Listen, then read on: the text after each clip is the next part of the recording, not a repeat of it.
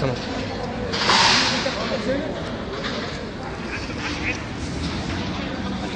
ما الحفريه هاي او اي حفريه كانت حتى في عم في عمان احنا هذه المشاريع مشروع خاص.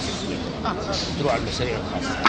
المشاريع الخاصه بناء على طلب من نقابه المهندسين بضروره ان يكون موضوع الموافقه المبدئيه اللي هي انه احنا فينا طلبات على المشاريع، على أن تعديلات يمكن ان تحدث في الموقع.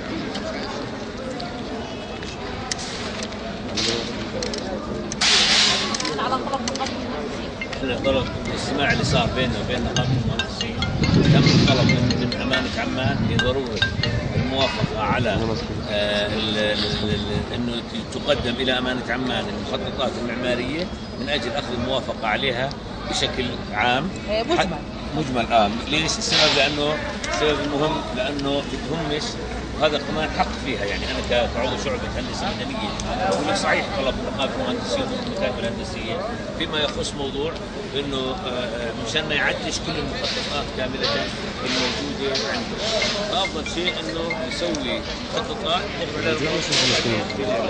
هذا المشروع هو زي ما قال سعاده نقيب المهندسين انه هو مشروع مكون من 3 طوابق تحت 12 طابق.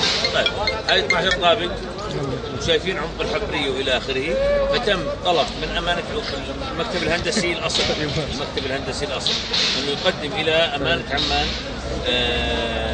انه يتعاقد هو المالك. بعد التعاقد مع المالك يقوم بعمل المخططات المبدئيه.